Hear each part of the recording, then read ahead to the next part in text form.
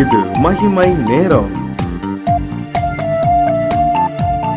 கிறிஸ்துவுக்குள் மிகவும் நேசிக்கப்படுகிறதான மகிமை டிவி நேயர்களே, இந்த மகிமை நேரம் நிகழ்ச்சியின் வழியாய் உங்களை சந்திப்பதில், உங்கள் இல்லம் தேடி வருவதில் மிக்க மகிழ்ச்சி அடைகிறேன். கர்த்தர் கொடுத்ததான இந்த நல்ல வாய்ப்புக்காக தேவாதி தேவனை நான் ஸ்தோத்திரிக்கிறேன். இந்த வாரத்திலும் கூட யாபேசை குறித்து நாம் தியானித்துக் கொண்டிருக்கிறோம். யாபேசனுடைய ஜபத்தை குறித்து நாம் தியானித்துக் கொண்டிருக்கிறோம். இன்றைக்கும் கூட யாபேஸ் செய்ததான ஒரு ஜபம், தீங்கு என்னை துக்கப்படுத்தாதபடிக்கு அதற்கு என்னை விலக்கி காத்தருளும் என்று சொல்லி தீங்குக்கு தன்னை விலக்கி காக்கும்படியாக யாபேஸ் கர்த்தரை நோக்கி ஜபிக்கிறதாக நம்ம பார்க்கிறோம். யாபேசனுடைய வாழ்க்கையில் அநேக காரியங்கள் அவருக்கு எதிராக தீமையாகவே நடந்ததாக நாம் பார்க்க முடிகிறது. எனவே தான் யாபேஸ் இந்த ஒரு வார்த்தையை கூட கொடுக்கிறான், தீங்கு என்னை துக்கப்படுத்தாதபடிக்கு அதற்கு என்னை விலக்கி காத்தருளும் என்று சொல்லி யாபேஸ் கேட்கிறதாக நாம் பார்க்கிறோம். அவருடைய வாழ்க்கையில் நன்மையான காரியங்கள் ரொம்ப ரொம்ப கம்மியாக தான் கண்டிப்பாக நடந்திருக்கும். அவருடைய பெயர் அவருக்கு ஒரு தீமையாக அமைந்து விட்டது. அவருடைய குடும்பத்தார் அவருக்கு ஒரு தீமை, அவருடைய பெற்றோர் அவருக்கு ஒரு தீமையாக அமைந்து விட்டார்கள் என்று சொல்லி யாபேசனுடைய வாழ்க்கையை குறித்து நம்ம பார்க்கிறோம். ஆனால் வேதவசனம் நமக்கு கற்றுக் கொடுக்கிறது, இந்த தீங்குக்கு கர்த்தர் யாபேசை விலக்கி காத்தார். எனவே தான் யாபேஸ் ஜெபிக்கிறார், தீங்கு என்னை துக்கப்படுத்தாதபடிக்கு அதற்கு என்னை விலக்கி காத்தருளும். ஆண்டவராகிய இயேசு கிறிஸ்துவும் கூட நம்முடைய வாழ்க்கையில நாம் ஜெபிக்கும்படியாக ஒரு ஜெபத்தின் மாதிரியை கர்த்தர் நமக்கு மத்தேயு சுவிசேஷத்தில் கட்டளையிட்டிருக்கிறார். அதுல என்ன சொல்லுகிறோம், தீமை நின்று எங்களை விலக்கி எங்களை காத்து எங்களை ரட்சித்தருளும். அப்ப தீமை நின்று நம்ம விலக்கி காக்கப்படணும் என்று சொன்னால் அதற்கு நாம் விழித்திருந்து ஜெபிக்க வேண்டும். தீங்கு எல்லாருடைய மனுஷரிடத்திலும் ரெண்டு விதமான தீங்கு, பிசாசனோ நமக்கு தீங்கின் கண்ணிகளை நமக்கு வருவிப்பான். இன்னொரு விதமான தீங்கு அது மனுஷரிடத்திலிருந்து வருகிறதான தீங்கு. இந்த ரெண்டு விதமான தீங்குமே நம்முடைய வாழ்க்கையில இருக்கிறது. இவற்றிலிருந்து கர்த்தர் நம்மை விலக்கி நம்மை காக்க வேண்டும். இப்போ தீமைக்கு விலக்கி காக்கப்படுதல் என்றால் என்ன? செம்மையான அல்லது சரியான பாதையிலே நம்மை நடத்துதல். அப்போதான் தீங்குக்கு நம்மை நாம் விலக்கி காத்துக்கொள்ள முடியும். செம்மையான அல்லது சரியான பாதையில் நாம் நடத்த வேண்டும், நம்மை நாமே நடத்த வேண்டும். அப்போ தீங்குக்கு நம்மை நாமே விலக்கி நம்மால் காத்துக்கொள்ள முடியும். ஆண்டவர் இதை தான் நம்முடைய வாழ்க்கையிலும் கூட எதிர்பார்க்கிறார். நாமும் கூட தீங்குக்கு விலக்கி நடக்க வேண்டும் என்று சொல்லி கர்த்தர் எதிர்பார்க்கிறார். அப்போ தீங்கு என்றால் என்ன? வசனம் சொல்லுகிறது, தீமையை வெறுப்பது கர்த்தருக்கு பயப்படுகிறதான பயத்தை நமக்கு கொடுக்குமா? அப்ப நாம் கர்த்தருக்கு பயப்படுகிற பயத்தை உடையவர்களாக இருந்தால் என்ன, உடையவர்களாக இருந்தோமானால் தீமையை விட்டு விலகி ஓடுவோம். தீமை நம்மை கண்டு விலகி ஓடும். தீங்கு நம்மை துக்கப்படுத்தாமல் நம்மை நாமே நாம் காத்துக்கொள்ள முடியும். நம்மை காத்துக்கொள்வதற்கான ஒரு ஆயுதமாய் நமக்கு விளங்குவதுதான் கர்த்தருக்கு பயப்படுகிறதான ஒரு பயம். இதை நாம் தரித்து கொள்ள வேண்டும். இன்றைதான் கர்த்தர் நம்முடைய வாழ்க்கையில எதிர்பார்க்கிறார். உங்களுக்கு வரிதாமத்திலிருந்து ஒரு வசனத்தை கூட நான் காட்டிக் கொடுக்க அனுப்புகிறேன். ரோமருக்கு எழுதின நிருபம் 8வது அதிகாரம் 28வது வசனம் இப்படியாக நமக்கு சொல்கிறது. ரோமர் 8:28, அன்றியும் அவருடைய தீர்மானத்தின்படி அழைக்கப்பட்டவர்களாய் அவரிடத்தில் அன்பு கூறுகிறவர்கள் எத்தனை பேரோ அத்தனை பேருக்கும் சகலமும் நன்மைக்கு ஏதுவாய் நடக்கிறது என்று சொல்லி வசனம் நமக்கு கட்டளையிடுகிறது.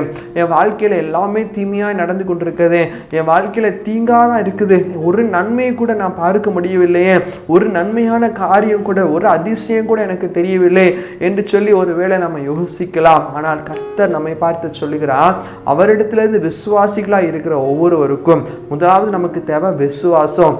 கர்த்தரிடத்துல விசுவாசமா இருக்கிறவர்களுக்கு சகலமும் நன்மைக்கு ஏதுவாய் நடக்குதாம்.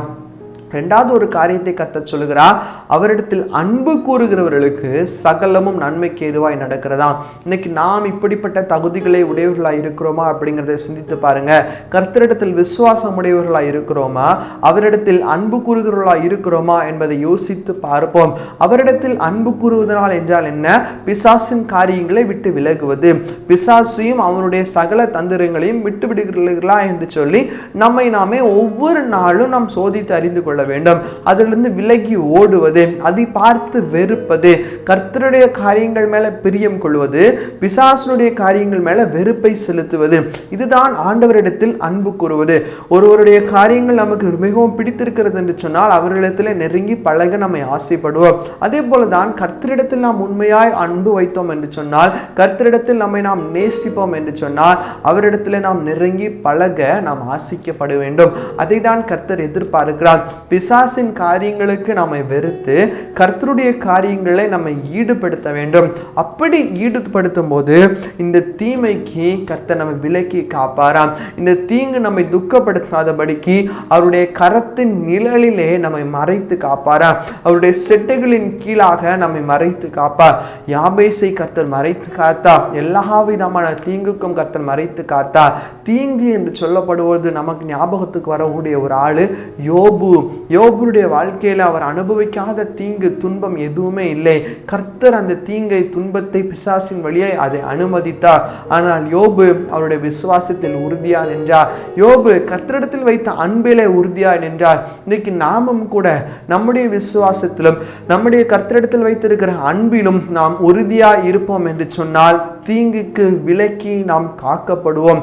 இதைதான் கர்த்தர் நம்மிடத்தில் எதிர்பார்க்கிறார். 121 சங்கீதம் 7வது வசனத்துல நாம் ஒவ்வொரு நாளும் வாசிக்கிறோம், கர்த்தர் உன்னை எல்லா தீங்குக்கும் விலக்கி காப்பார், அவர் உன் ஆத்துமாவை என்றென்றைக்கும் காப்பார்.